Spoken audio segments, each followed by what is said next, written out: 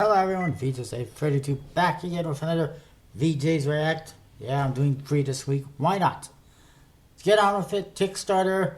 A couple of things have ended successfully. Regal, which did very well, and had gilded decks that were really limited, and mini decks as well, and did really well, of course. Some people have said, and I will agree, that they should have just made the gilded decks a little bit, well, a lot less limited so that more people had the opportunity to get them and so that they wouldn't be so darn expensive. Because that's always a turnoff. It's fine, you make 50 of them, or 60, whatever it was, sell some of them, $150 a set with the box, you make a bunch of money, but at the same time, there's a bunch of people who are not going to be happy in the end result. And then Delicious from Emmanuel Jose also funded successfully. It was looking a little bit, it was going to be close at the end, but it finally funded and surpassed the funding by a few percent at the end, so that's good. Alright,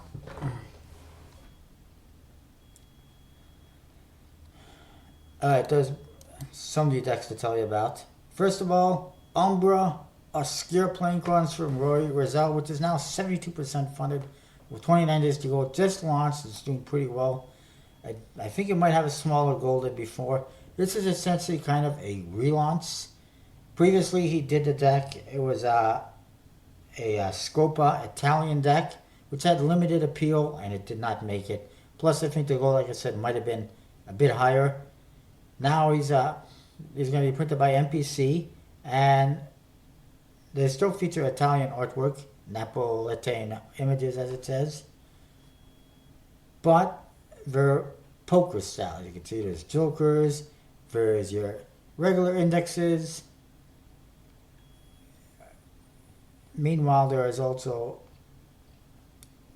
this regular indexes and colors. That's called the Francaise deck. The regular deck, standard deck, which is what they had before right here, Scopa Scuro Mandrake playing cards. Had just the regular Italian faces, which you can still get. And that was another kind of a turnoff. I think it was the black faces on an Italian themed deck. But whatever. There's even rules for Scopa, which is always nice. So yeah, here you can see again the 7 hearts. It's also cups, which is pretty interesting. I prefer the back design as it is here on the box. When I look at the back design on the cards, at least the one he had produced, it looked like it's got really thick black borders, a lot of black. So I hope that they improve that. But overall, it's not bad. It's better than before, and it's obviously going to fund at this rate. So good for him. Then there was this new deck, sort of a deck, which is the, I believe it's right here, Muzza deck of cards. Here's what it looks like. A one-way back design, white borders, and it's got dirty tan-colored faces, which doesn't really fit well at all. The faces are nice. The backs don't really match. This is a part of the Playing Cards Wizard project, and it says that all pledges made by this Sunday, April 12th, will get a printable sheet of Muzza cards, so you can actually print them yourself and have this deck. But unfortunately, if you got a regular printer like mine, it's not going to do any good. It's just going to be paper.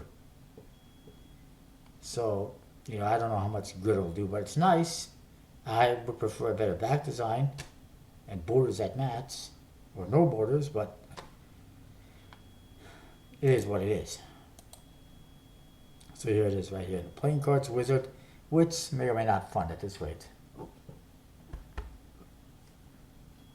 Oh, excuse me. The Bicycle Lumberjack second edition, not doing good. 20 hours left, and it's just barely over the halfway mark. I don't think it's going to make it at this rate, which is unfortunate.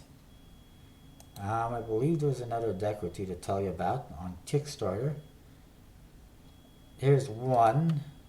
Feudal Japan playing cards from Dice of March.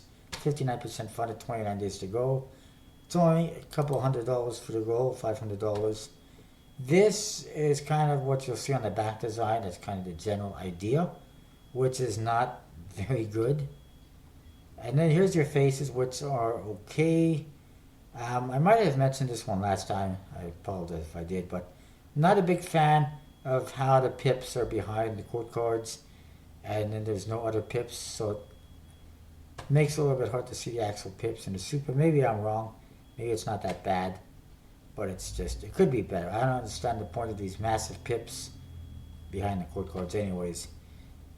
And the number cards, I see that he did fix the 7 of spades, which originally had 9 pips. And he has also added a major improvement, which is a pip in the index. Both were things that I pointed out to him and suggested, because you need a pip in the index, in my opinion. And here's the back design. Actually, they got a picture of that now. Not very good. It looks like a souvenir deck, a one-way design. I don't even really see how that fits with the theme of Japan and whatnot, but whatever. I much prefer the bicycle feudal playing cards from Crooked King's Cards and Scott King a couple months ago.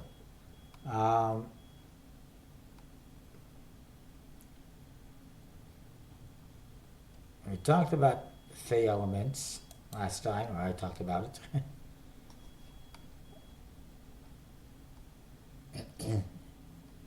Mary Jane one is finally almost dead. Lost most of its support. All 3% of it that they had. 20 hours to roast. I'm glad that one's gone.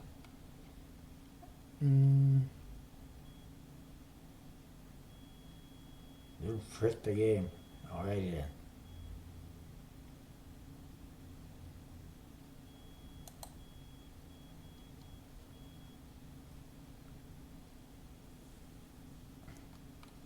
I think I talked about most of these. This one's not doing good at all, which is too bad. I mean, it is what it is. I'm not too disappointed over it. And that is it. Funded. What's the next funded? A couple more to tell you about quickly. Hopefully I don't forget any. This just went on sale at themagicapple.com. Only $7.95. USB-C printed. It says it's That Deaf Guy playing cards. I'm guessing the artist is deaf. Well, I'm not 100% sure. His name is Matt Daigle. I think that's how you pronounce it. As you can see, the cards on the faces have pretty much standard indexes, but they have, what do I call it?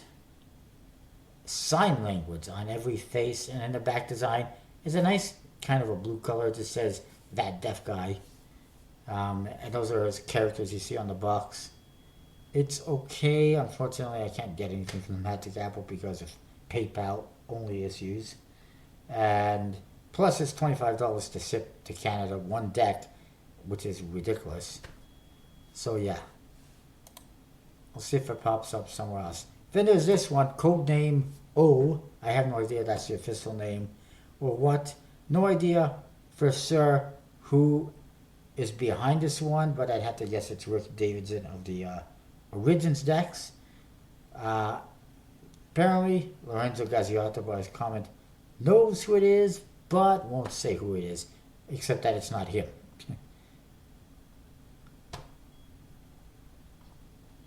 And then there's this Emerald Edition Tally-Ho playing cards from King's Wild. Hopefully it's the last one. We don't need 5 colors of these. I mean, enough is enough. I did like the red. I liked, was it the blue? And I really liked the green. And people are happy about this because there's only one known version of green Tally-Hos, and it's pretty hard to find. I happen to have it, and it was not cheap. They usually sell $50 to $100 on Kickstarter. Made by a Japanese magician and pretty limited. They were hard to find at the very least. So this is nice. That is what I've got. Not too much happening. I have lots more reviews coming your way, so stay tuned. I'll see you next time. Check the links in the description. give it a thumb up, like, comment, subscribe, whatever. I'll see you next time with more.